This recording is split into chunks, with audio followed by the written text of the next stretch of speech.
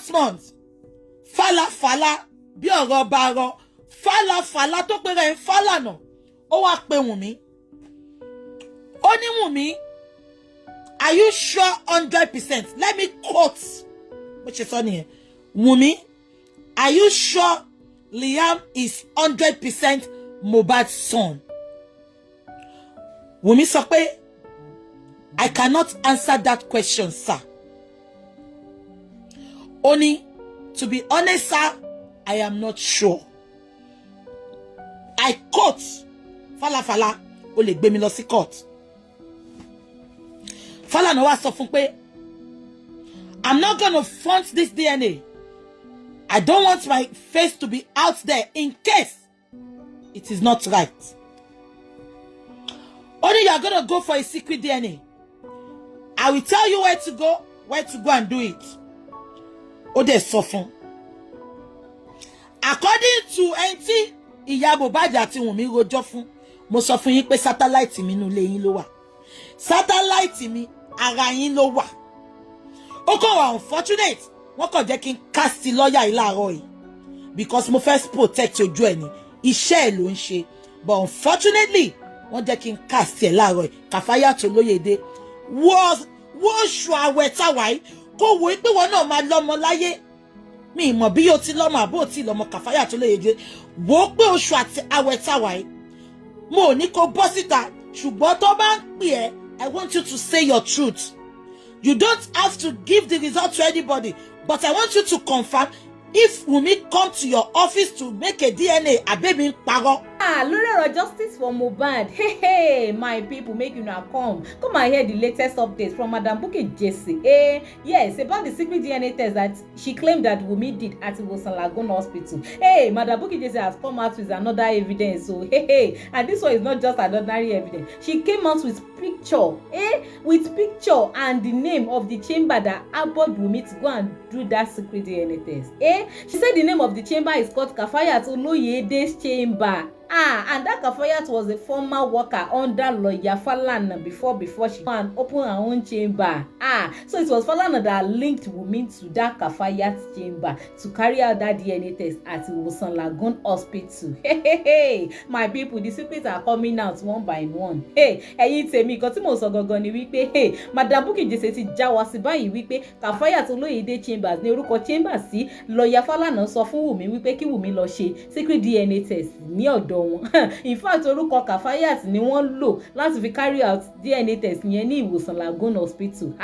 Ẹ̀yin tèmi, ẹ súnmọ́ bí kẹ́ wá gbọ́ latest update o lórí justice for Mohbad àti secret DNA test tí Madam Bukky Jesse sọ wípé Wunmi carry out láìpẹ́ yìí.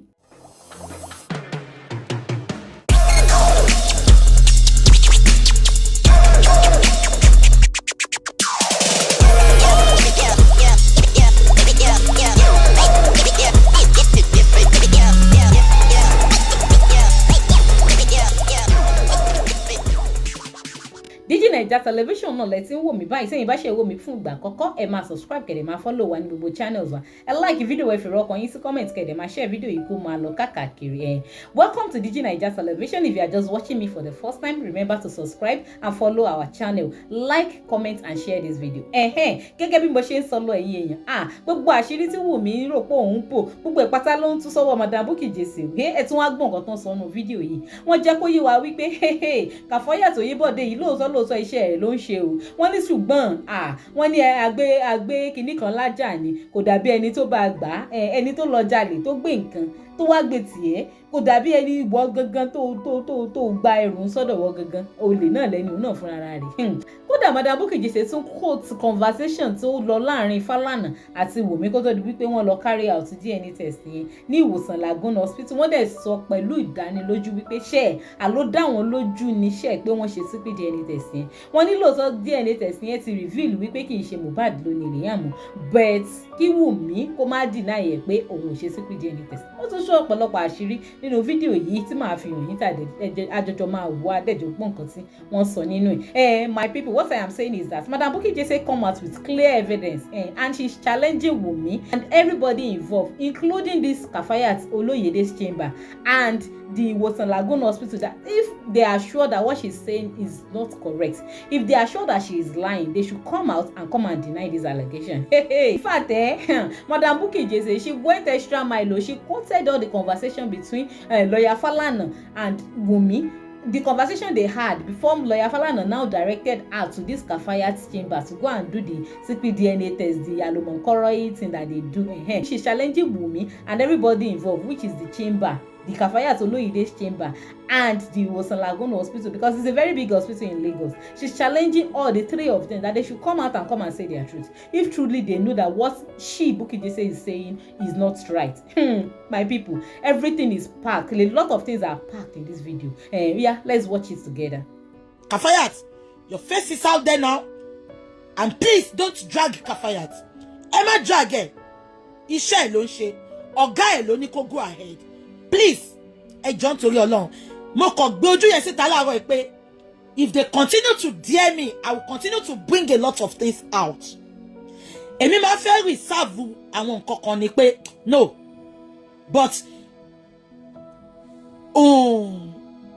DNA tí Ìyábọ̀ lọ fi síta lánàá yẹn ó push me láti gbé ojú àtorúkọ ẹni tó lọ ṣe kíní yẹn lọ́dọ̀ ẹ̀. Now Falana ló ní kó lọ síbẹ̀ yẹn. Falana wá ní kó lọ sí chamber yẹn on the 21st dédé aago 4 àbọ̀. Ṣé ń gbọ́ mi? According to àwọn tí Wunmi rojọ́ fún àti ìyá Mohbad, Wunmi pé lọ́yà yẹn ó sọ pé òun ń bọ̀. Ó ní ṣé yàn kankan ò sí ńbẹ̀. Ṣé máa pé mi tí ì sọ lè fún yín láti jọ yìí. Aláwọ̀ ọ̀gọ̀ kan wà mo ń ṣẹ́nu kò ní máa gbé yín débẹ̀. Wunmi ipa ṣírí ò ní tú lórí ìkànnì pè mí lọ́mọ àlè.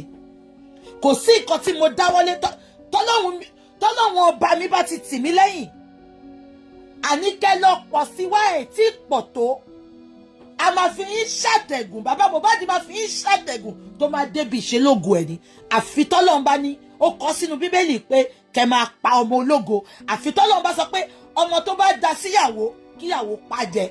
Ṣùgbọ́n tí ò bá ti jẹ́ bẹ́ẹ̀, èmi nìkan kọ́ mo dá dúró. Ọba mi tó sọ pé máa lọ mò ń wẹ̀ yẹn, máa lọ èmi ni mò ń jẹ́. Ọlọ́run tó ń jẹ́ èmi ni má ṣe bẹ̀rù. Mo ò bẹ̀rù any freaking nuisance. The only person I fear is my God. Let heaven fall. Let my father come out from the grave. Let my mother come out from the grave. Kó sọ pé BJ má ṣe kíní mọ́. Màá ní kán lọ jókòó, kán take several back seats until I get the result. Tí n bá dáwọ́ lé nǹkan, tí n bá rí result, mo kì í padà. I swear with my living God. Tí n bá dáwọ́ lé nǹkan, tí n bá rí result, mo kì í padà. Kí gbogbo ayé wà against mi, màá dúró lórí òótọ́ yẹn, màá dúró. Mo rí nǹkan tẹ́ lè ṣe. Ẹ gbàgbé. Wunmi pé lady ó sọ pé ṣé kò sẹ́ni kankan lọ́fíìsì. Òun ń bọ̀. Ó lóun hope pé fàlàfà láti pé lady dẹ̀ sọ pé kó máa bọ̀. Wunmi débẹ̀. Uber lọ gbé lọ. Wọ́n fẹ́ gbé mọ́tò because whenever she's going somewhere she disguise. Wunmi, mo ti rí gbogbo bó ṣe máa ń múra. Mo tún sọ fún ẹ lọ́sàn-án Wunmi, tó bá bí pọ̀n rí ìyá láyà ẹ̀dá. Tó bá jẹ́ Jùmọ̀kẹ́ ló bí ẹ. Gbé Liam kò rìn ní gbogbo ayé. Wọ́n á gba Liam lọ́wọ́ ẹ̀. Wọ́n á gérun Liam. I swear with my living God. This is not a threat. It's a statement of fact. Wunmi, tó bá bí ìyá láyà ẹ̀dá. Tó bá mọ̀ pé o náwọn bàbá ní ìgbẹ́jọ́. Gbé Liam kò ṣe má ṣe live video. Gbé Liam kò rìn sáwọn ibì kan. Gbé Liam padà kó lọ sọ́dọ̀ lọ́yà yẹn. Gbé Liam kó lọ sọ́dọ̀ lọ́yà yẹn. Tí wọn bá gérun Liam, kò pè mí ní bàbá ńlá ọmọ àlè.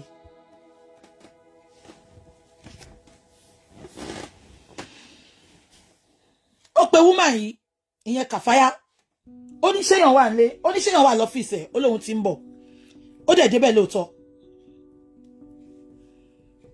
ó bọ́lẹ̀ ó disguise ó faṣọ alájà bojú ó dé face cap ó dé kinní yẹn ẹ lè mọ̀ pé òun ni ó lo nose mask ìyá Mohbad àti Liam ló kó bá ṣé ń gbọ́ ìyá Mohbad kò ṣe pé wọ́n ń sọ o báwọn tèmi ṣe rí ìyá Mohbad ṣe rẹ pé gbogbo ayé ló ti ń wò wá sí and many people are very very interested in this case so anywhere tó bá ti cite anything they are sending to me with let me tell you with evidence ṣé mo mọ lọ́yà yìí ni mi lọ sẹ́kọ̀ọ́ náà but wọ́n gbé gbogbo information ẹ̀ wọ́n gbé ibi tó ti lọ ṣe and everything àtọ́jú ẹ̀ wọ́n gbé fún mi Facebook love and like Wunmi ṣọwọ́ tó fi ń flag yẹn o máa fi gún ya ìlọ́bẹ̀ pa ni at the end of the day èmi tí mo sọ bẹ́ẹ̀ ni o máa gún ya ẹ̀ pa ni èmi tí mo sọ bẹ́ẹ̀ ṣe ti gbọ́ wọ́n ní cover face like lágbájá òun ni Mohbad ń bá wí now kí ni mo fẹ́ sọ bó ṣe gùnkè wọ́n ti pèèyàn láti hospital yẹn that is ìwòsàn Lagoon hospital Tèmilọ́lá God bless you wọ́n ti pèèyàn láti ìwòsàn Lagoon hospital ipe kí yẹn mú òwú tó fi ń kó ẹnu tó fi ń kó tó kó mu wá Wunmi did not go to that hospital ṣé yẹyin ẹ má mix it up Wunmi ò lọ sí hospital yẹn ṣé ń gbọ́ mi ó mú kíní swab yẹn ó mú wá fún Wunmi ní ibẹ̀ yẹn ni wọ́n dẹ̀ kó itọ́ ẹnu wọ́n kó itọ́ ẹnu ìyá Mohbad wọ́n dẹ̀ kó itọ́ ẹnu Liam ṣé ń gbọ́ mi ìgbà tó kó itọ́ ẹnu yẹn tó lọ orúkọ tó fi ṣe DNA yẹn is Kafayat Olóyèdé ló fi ṣe DNA yẹn yes wọn ò lórúkọ Wunmi orúkọ lọ́yà yìí ló fi ṣe DNA yẹn Kafayat Olóyèdé màá gbé yín débẹ̀ sẹ́ mo ti ń work on kí n rí result yẹn gbà tí n bá rí gbà because mo sọ fún yín pé it is a confidential thing it is gonna be difficult for them to give it to me but Ọlọ́run bá sọ pé mo rí gbà ibikíbi tí n bá rí gbà mo promise ẹni tó bá fún mi ní 1 million naira 1 million naira I know not kò sí nǹkan tí ó lè ṣẹlẹ̀ ní Nàìjíríà ẹ̀yin tẹ́ ń ṣiṣẹ́ ní Lagoon hospital tẹ́ bá ń wò mí báyìí sìn Kafayat Olóyèdé on the 21st of February wọ́n wá ṣe DNA pẹ̀lú orúkọ yẹn 1 million naira fẹ́ni tó bá fún mi ní result yẹn